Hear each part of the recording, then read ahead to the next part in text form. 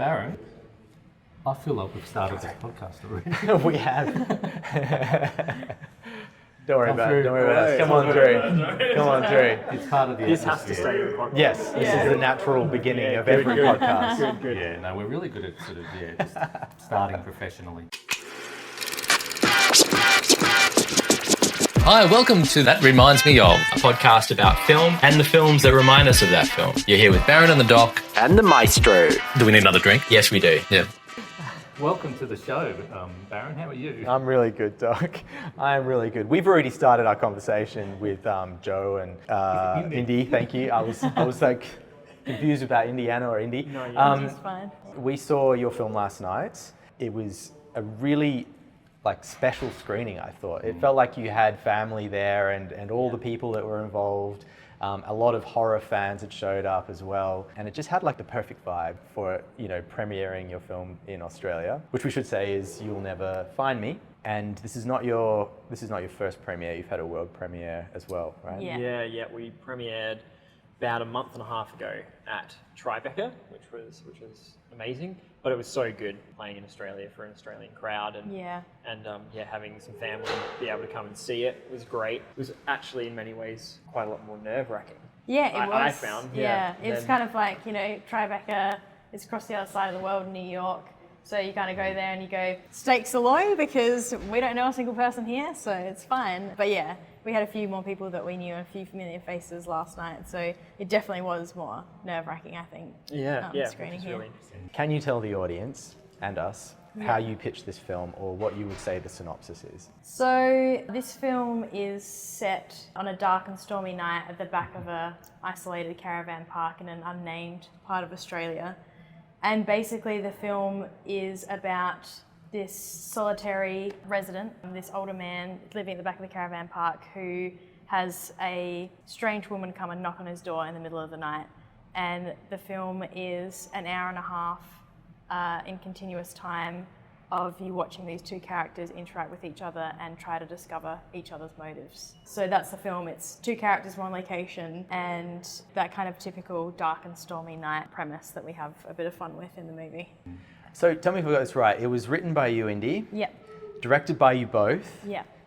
Edited by you, Joe. Yeah. But also a director and editor always work together. Yeah, that's right. It was very much a team effort. And it stars Brendan Rock, Jordan Cowan or Cowan? Cowan.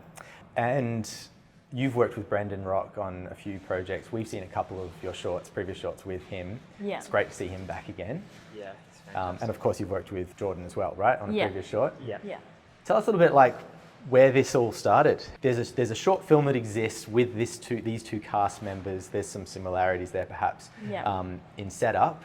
How do you come about the feature? Well, everyone's dream when you start filmmaking is to do a feature, but the realities of that are really difficult.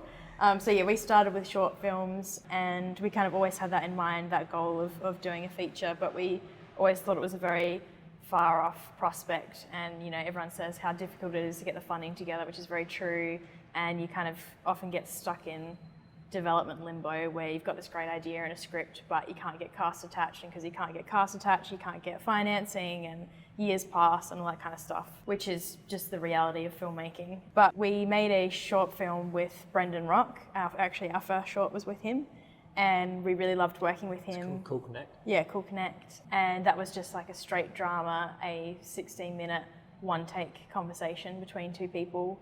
We thought he was amazing, so then our next script we kind of wrote for him so that we could specifically use him again and actually have him on screen this time. And that was called The Recordist. When we made that film, we also worked for the first time with Jordan.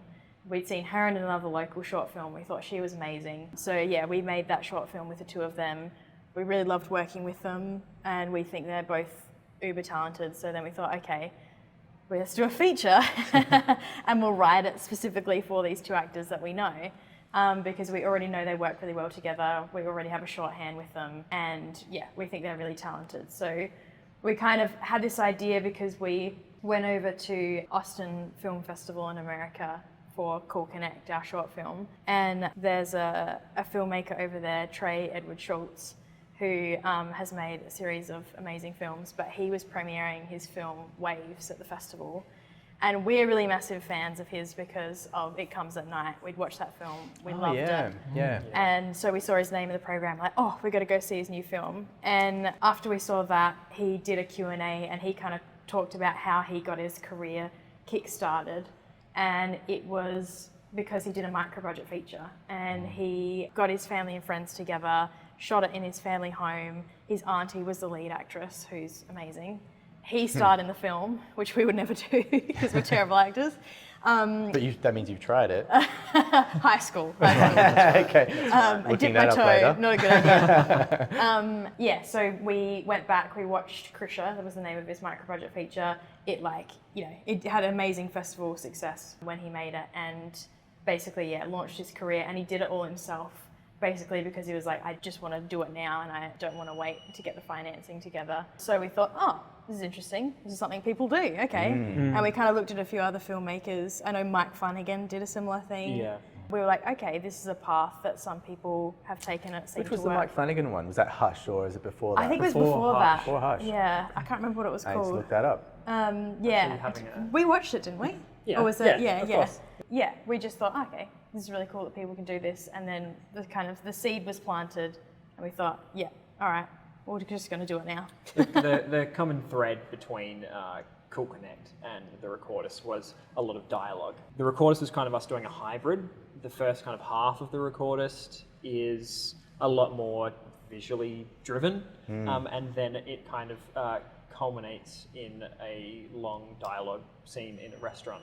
And we were kind of sitting there editing that, having had this experience watching Trey's film, and we're like, these guys just are so engaging to watch on screen. We were literally sitting in the edit going, oh, I wonder if we could kind of extend this concept out and do a very dialogue-driven, very contained film, playing and growing from that restaurant scene. Yeah. That would be an interesting way if we could come up with something engaging to do a feature film on a budget. Sure have. Yeah, you can really feel that these films, the shorts are like the predecessors to this. The thread runs through. Cool. Not just the dialogue, but also just the cinematography, the cinematic kind of feel that you've given to something that is very dialogue heavy. Like it still feels like genre, which I think is great because usually when you say micro budget, dialogue heavy, two people in a room, it's not very cinematic. You know what I mean? But you've really imbued it with like all of that good genre goodness. Oh, thank you so much. Thank you. Yeah. Really feels like a companion piece. It feels like 10 years on when Brendan has stopped thinking about doing bad things and started actually doing bad things. That's right. All the Recordist is a prequel. I love that. We first saw The Recordist at Austin Film Festival a couple of years ago, and I think at the time both Doc and I were super impressed with it and had a conversation about like where your careers are going to go from here or from there. And now we see it, and it's so exciting to see your names pop up in MIFF a couple of years later, and to be able to go and sit down and see your first feature. It's great. Thank you. Thank you. It was the same experience as Indi recounted before when you saw the other director in there, said, oh yes, we've got to see totally. them. We had that experience with. Yes, Oh, and I thank do you. wonder if there are some young people that are going to see your film and go, that's how you do it. Start off with a micro-budget film some years from now. That'd be cool. That'd be cool. Amazing. I mean, it's completely doable. It's really hard. Obviously, the hardest thing we've ever done. But there's no excuse. I mean, everyone says that, but it's true. The turnaround time from us seriously talking about it and you writing a couple of scripts and then us committing to this one, turnaround time between kind of that first draft and shooting was like 6 months. That's insane. We essentially just started, really reversed engineered the idea based on what would be interesting with these two actors and in one location. And then logistically to work out how much we could do it for. It was literally, as Indi would write the next draft, I would be storyboarding, and we'd meet back up at the end of the day and we'd cross over and you'd do all your suggestions for storyboards and we'd go in and multiple sequences that felt like they were going to be, really hard to do in a tight amount of time with a tight budget. We would previs them multiple times with free software that you can get. It's like video game software. Where you can practice pre-lighting, and we could literally measure out our set and know oh, it would be interesting, you know, we can be in this corner with these kind of lenses, and Wow. then doing all that again during the Yeah. development process with Max Corkindale, our amazing cinematographer. You couldn't do that 15, even 10 years ago. So we really could bypass a lot of our lack of experience by kind of rehearsing, not just with the actors right before the shoot, but visually rehearsing being in that space and trying to work out where do we want to be, what makes it visually interesting, how are we going to use visual language to hopefully keep it cinematic, because we knew it was so play-like by design, which was a big challenge, but I think everyone can do it, and it's definitely the best learning experience you could possibly have. We learned so much. And, I'm sensing a little bit of PTSD here. Oh yeah, we're too fresh. We've only just finished, so we're The still trauma's too recent. we're still in it. Yeah, but couldn't recommend it highly enough for learning. Yeah. Great. Yeah. I think it's time to get to the crux of the show. Yes. And what exactly You'll Never Find Me reminded us of, Baron. Yes, and we're going to do this as a go around. So like we'll each have a go. You can then tell us your references. Cool. Yeah. We'll do a circle a couple times. Okay. All right. Sounds good. Do you want to start or shall I? I'll start, because I don't think mine is a particularly good one. I'm trying not to give spoilers straight away. Thank you. But it's The Hateful Eight by Quentin Tarantino. And I've chosen this purely because of the location and the storm outside. And every time the door opens, you're confronted with what outside is. I'm just interested in how you achieved that effect on such a micro budget, because it really did feel like it was a tempest out there. Oh, great. That's good. Yes, that was a challenge. It was kind of like one of those things, again, when you make a really low budget film, it's like you shouldn't have a storm. The storm's really expensive and hard to do. So that was kind of a challenge. We really wanted the storm to be this ever-present, monstrous thing in the film, but we had to achieve that on a low budget. So when you actually break down the film, you really actually very rarely see rain. It's 90% done in the sound design. We had a really great sound designer, Duncan Campbell, and we gave him this challenge of an hour and a half of storm that has to be there for a whole movie. He did a really good job of creating this monstrous presence that's always there, but that kind of is pulled back when it needs to, so you kind of forget about it and you're drawn into the two characters and their conversations, and then it really comes back in when it needs to remind people that it's there. In terms of the actual rain effects, we had like little mini rain rigs, because we built the set in a sound stage, and we had very little miniature kind of sprinkler rain rigs to go against windows. Then we had one exterior night shoot where we had rain towers out for the night.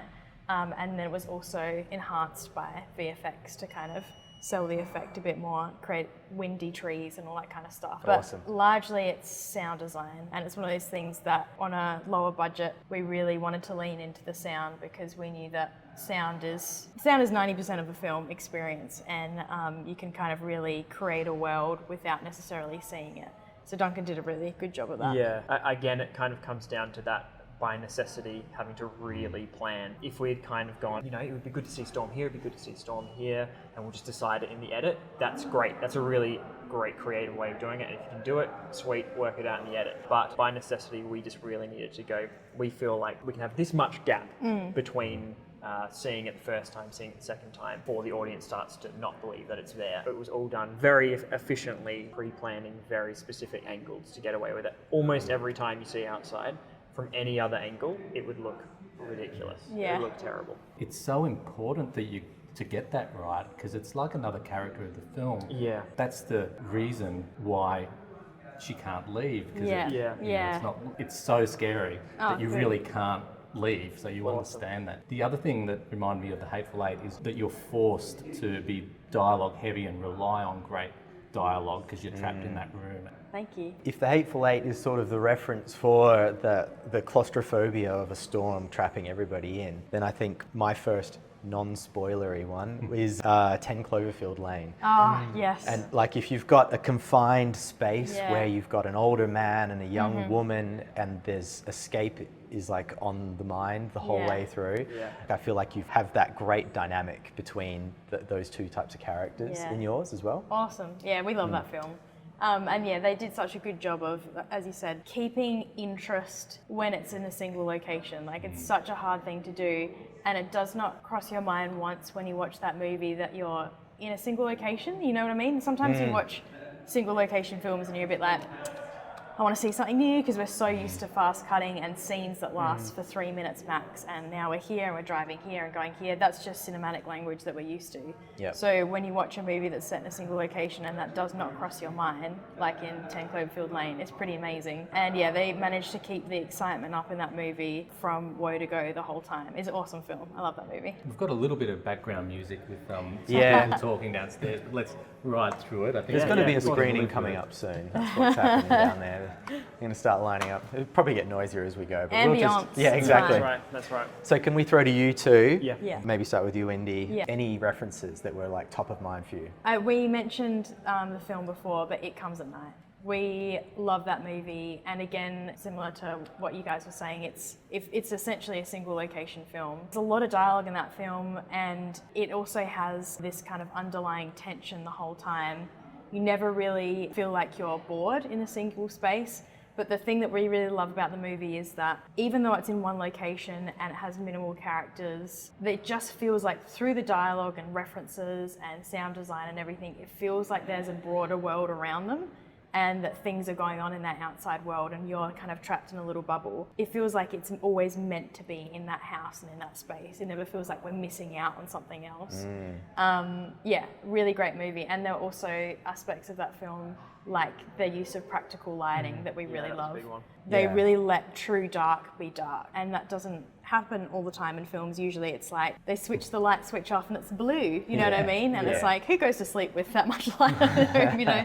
But like, they really utilize darkness in that film really well, and it's so creepy. And it kind of also changes the space in the lighting, so it feels like you're in an interesting new location from night to day in that film, but it's just literally because someone's holding a lantern now instead of sunlight filtering through the window. Yeah. Yeah, we love that movie. Which is again taking advantage of the modern technology. You couldn't do that with film. We literally have whole segments of the film that is lit by the actor carrying a torch or a lantern. That's kind of unlocked a whole new, again, visual tool for creating claustrophobia. Practically speaking, we actually had a whole section of the film where we could schedule knowing we weren't going to have to set up lights. Yeah. Which is a huge, great. huge help. Yeah. Yeah. And That's great. it's so effective. And it was another really interesting collaboration between the actors and camera, because again, they're having to be their own gaffer for a whole portion of it. That's great. Actually, on that note, there was a section that really reminded me of a game. I can't remember if it's Outlast or Outcast. I feel like it's Outlast. It's a horror game. Have you ever come across that? I'm not a gamer, but No. Well, You're the only gamer here. I think. I'm a gamer, and I do love the horror survival Yeah, genre. yeah. But that game's kind of famous for when the main character's being chased, the only thing that you can do is find a locker to go get in and pull the door shut. And all you can do is just see out of the little vents there as somebody walks by. yeah. And so you have that, you really play on that vibe of, a thin veil between your main character and danger. Yeah. And the passing of danger. Yeah. And that sense of like, how far away is that danger? Is it just 2 steps that way? Or, Yeah. so. Yeah. That lighting also lends an intimacy that makes it more like a stage play in a way. Like you feel like you're in there, you're part of the action, or at least closer to the action. Yeah, yeah. It's a good effect. Yeah. Yeah, that's right. It's such an interesting tool where it both creates a sense of unease, even if we have an intimate scene, because you never know what is in the darkness, so your imagination is always working. But that's right, for things like there's a card game scene, Yeah. and it feels so intimate because nothing else feels like it exists around them. Hopefully, you actually forget the environment you've been in for the whole time and are just concentrating on their faces, which, of course, their faces, their amazing performances are kind of the visual effect of, of the film. That's what we're selling the film on, is their faces and their That's performance. great. Did you have one, Joe, you wanted to throw at us? Yeah, interestingly, your references are great, and they're both movies that we really love. Yeah. Less directly than It Comes at Night, but we are massive Fincher heads. We're big kind of like blocking nerds, and the way that he shoots dialogue is so engaging, entertaining. Obviously things like Social Network, a dialogue scene can feel like an action scene. But in this case, of course, Mindhunter is the best example of how to cover and handle long dialogue scenes. So again, that's a lot less direct as opposed to It Comes at Night. We weren't always talking about Mindhunter because we're playing with something very different. But Fincher's use of how he creates a tone and tension through slow camera moves and through his blocking is something that obviously we always strive towards because he's the best at it. And it's something that I think is always burnt into our brains. It's like that's always a reference. You're never bored in a conversation. Mindhunter's just 90% people talking to each other. Yeah. You never really think about that when you're watching the show, but it is. It's hugely long dialogue sequences. And it always feels like, something's about to happen. And often it doesn't. Yeah. But it's just this underlying feeling of unease in that show that he does so well. It's an awesome show. It's a great show. Yeah. I'm having a blank, but is Fincher Fight Club as well? Yeah. So I think Fight Club, there's a lot of things in Fight Club that reminded me of this as far as, no, I'm not going to say it yet because we haven't got to the spoiler section. Are we allowed to do a spoiler section? I think it's fine. We are now doing spoilers, audience. Yes. So turn off, come back later. Is it my Great. turn? Yeah, it's your turn, Doc. Okay, well, I'm going to reference one of my favourite films of recent years, and that's Charlie Kaufman's I'm Thinking of Ending Things. Yeah. You've got what seems to be a woman's perspective. Yeah. That woman ends up being a figment of a man's imagination. Yeah. And an amalgam of several characters. Yes. So beautifully done by Kaufman and beautifully done by both of you. Thank you. You haven't seen the film, have you? No. No. Someone else brought it up, and then once they brought it up, I was like, oh my gosh, this is a great reference. Kaufman plays with perspective so much in his films, and that is something that we had a lot of discussions about with this film, about how much we could push it, how much you can get away with. And I think watching that film, it gave me a bit more confidence as to how far you can push things and be really creative with perspective in film. It brought up a lot of questions of, okay, we're presenting it as a female perspective, but it's actually not. She's existing in a male's perspective. And the question of, okay, how do you shoot that? Are we allowed to have a character go off into another room and exist on her own? We had a lot of conversations about hallucinations versus dreams, which we talked a lot about in the film. And if you watch the film again, there's a lot more clues as to what's actually happening, and perspective, and how we can show that in our film and technically get away with some things and it not feel like we're duping the audience. That film, I think, gave us a lot of confidence of, okay, you can just be really creative and go for it. That film is so multi-layered though, my God. Complicated, isn't it? So complicated. Yeah. And it has such a rewatchability factor that we also really wanted to kind of work into our film as much as we could. We want it to be one of those movies where you're really along for the ride and you're enjoying it on the first watch, but you could watch it again and pick up on more things and go, oh, okay, and have that rewatchability factor. So yeah, that's an awesome movie, and he's the best. He's the best writer. All I was going to add was the reason why I haven't seen it is actually because you had already written the script. Yeah.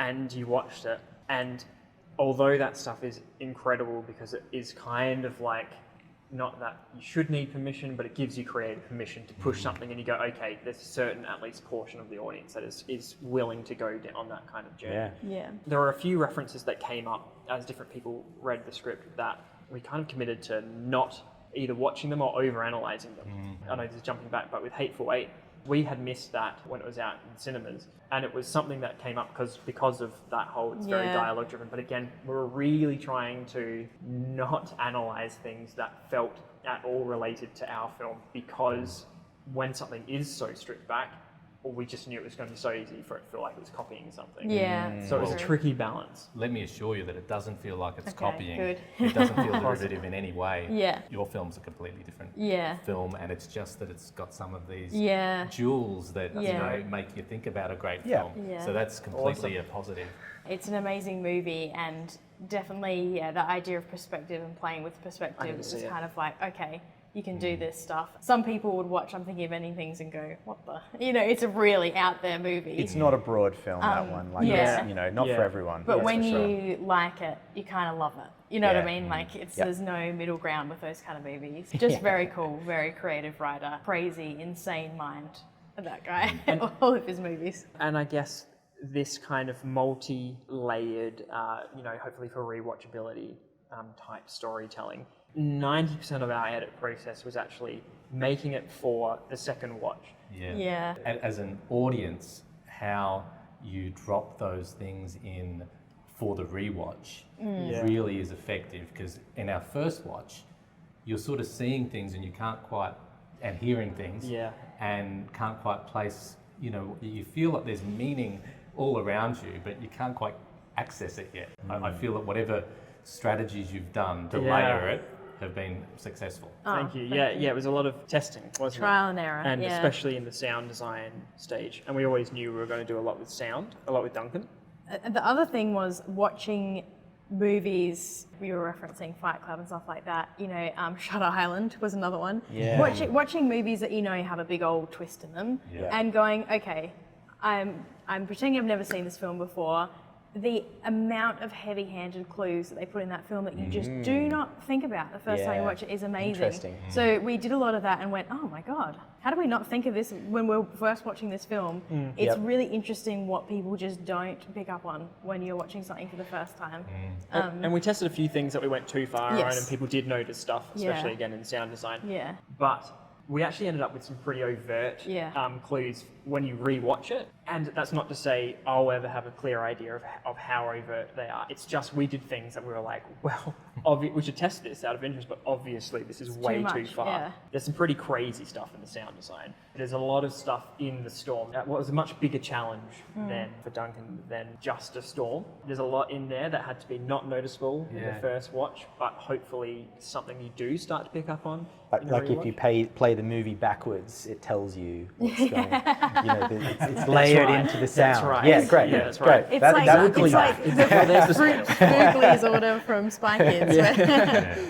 Film's a madman. Help us, save us. Yeah, we've got that in there somewhere. I hope Spy Kids 1 was one of your Spy Kids 1 is definitely one of my references. Damn it, I got to cross that off the list. That's right. It's like Paul is dead in the Beatles too. Yeah, that's right. You Exactly. play something backwards. You get It's like summoning the devil or whatever. All right, well, I'm gonna throw back 20 years to a John Cusack film. Okay. I'm curious if this was on your list. You were just a baby 20 years ago. I was. No, I was still. I was still an adult. Identity, 2003, John Cusack. I'll give you the rundown. Yeah. We are trapped in I think it's a motel, in a heavy rainstorm. We have heard about this film. Yeah. Now that you said motel, we haven't seen it, but we have heard this reference. Yes. 10 strangers are there, and they start getting knocked off one at a time. Yeah. And the big twist is that you realize they're actually all one personality. Yeah. And they are the multifacets of someone with multiple personalities. Right. Yeah, cool. Hilariously, how we actually ended up hearing about that film wasn't in prep or in reference to the film. We were in sound design looking for scenes in movies that had intense Loud knocking. door knocking out of nowhere, which is a part of our film. Clips of that kept coming up. Yeah, and we're like, what is this film? 10 strangers in it. And then I went and read the synopsis. I'm like, oh my God, we should watch this because this feels quite relevant to our movie. Again, went straight on the list of, okay, we can't look at this. Don't Yeah. look at it until well Yeah. after the movie, yeah. But yeah, would you yes. recommend it? It's been 20 years since Yeah. I've seen it, Yeah. but it stuck with me. I think it might be a little B grade in some respects, but also kind of great at the same Yeah, time. cool. No, it's worth it. It's a good ride. Your knocking, by the way, was terrifying. Good. Yeah. Thanks, Duncan. Yeah, You did a thanks, good job. Duncan. Duncan knocked it out of the park, I gotta Yeah, say. he did. Duncan's going to be very famous very soon, and we won't ever be able to have Work with him access to him. again. He is amazing. He's Yes. very, very Duncan good. is You Yeah. remind him that he's always, we'll work on your project. We should Come on. have You a made little him. stipulation in the contract that's like, must do sound work on all of our feature films. Remember who Small gave print. you that great project Yeah. and launched your career? That's right. We've been saying it the whole time, Mm-hmm. how amazing and thankful we are to have found Duncan. Gave our film a whole nother layer of production value for God, something yeah. that is very small. I think Yeah. it feels a lot bigger and very cinematic. And Beautiful. vice versa. He should be happy to have found you both as well. Good job, Yeah, Duncan. hear that, Well Duncan? picked. Starts with good material, Duncan.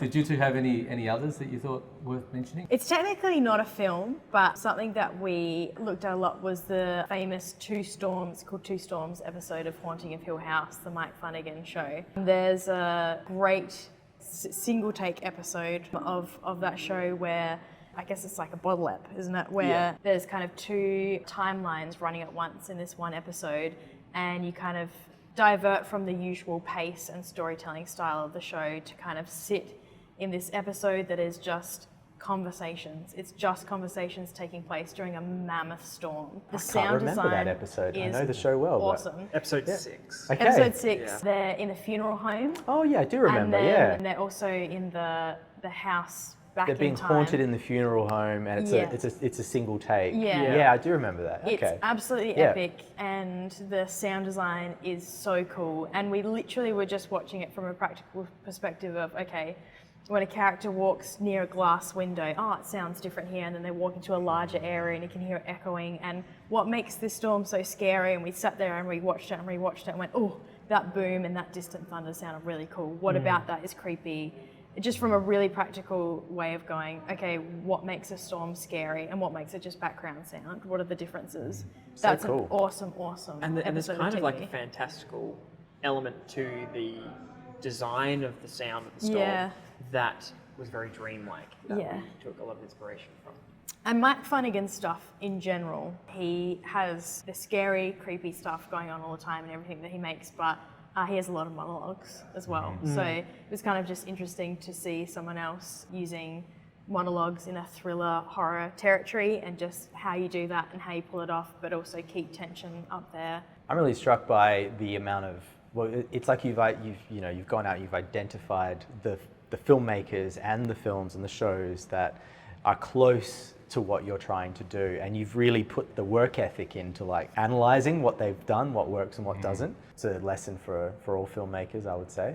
It's just us going, how do you make a film? Yeah. How did these guys do it? Yeah. Yeah, it's like we learnt so much from doing it. Yeah. We learned a lot of stuff that we won't do again, and we've got stuff that we'll lean into even heavier next time. But obviously, the most effective thing in our, opinion of having done one thing, by the way, so take this with a grain of salt. But of course, is like obviously watching the people who are the best in the world at their craft. You're going to hopefully pick up some things. You're going to copy the best in the world, and and maybe you'll get to a 10%, 20%, and hopefully that's enjoyable. These Let's- two are too modest. I don't like this copy language. Yeah. No. Stephen King always talks about us all drinking from the same pool. And, Yeah. and I think that's what our show's all about. I mean, it's the Yeah. fact that we all take from Yeah. others, and we all Yeah. learn from others, and then we take those things and we turn them into our own, and that's the Yeah. reality. Yeah, Yeah. it's all kind of reinterpreting different ideas, and then you try and push certain things one way or the other, and again, take people's reactions to gauge what worked and what didn't. Everyone references for suspense Hitchcock. An assignment is that We need to go and watch a lot of Yeah. Hitchcock, but we've actually watched hardly any Hitchcock.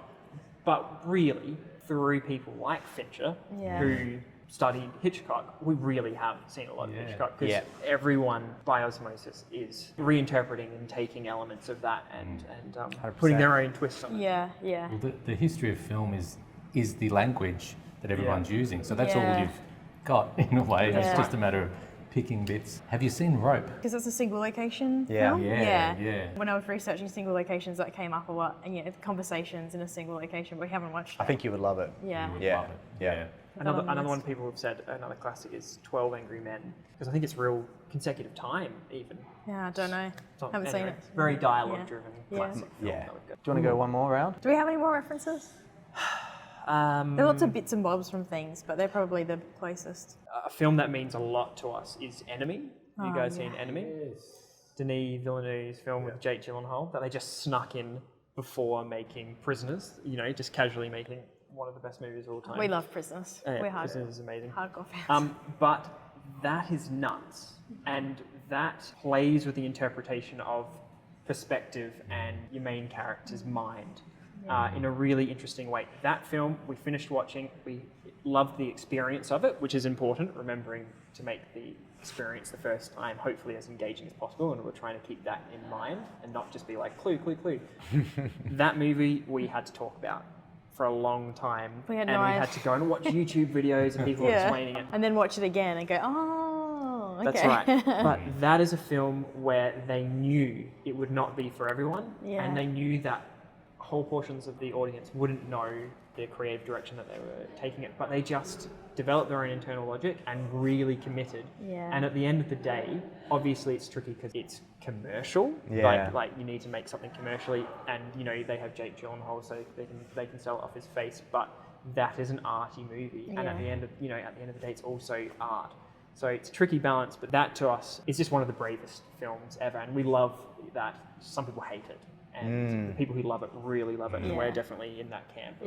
It's one of our favourite films. I've never seen it. It's the only Villeneuve film that I haven't seen, I think. I'm in the pro camp. It's a great film, great reference. Would highly recommend. Yeah, okay, great. Highly Have to see recommend. it. Have to see it. I like everything else he's made, so why it's wouldn't I awesome. say that? We always get homework out of this bloody show. Yeah, it's good. Nice. I feel like we've gotten some too. Yeah, so that's it's right. fair. Yeah, right. I think we should stop going around. I think. You look itching to say one. Yeah, but you know, Go do it quickly. yeah, come on. I want to hear. Last Night in Soho. Edgar Wright's film. Yeah, we love that movie. Okay. Duncan did work on that movie. Yeah. Really? Yeah.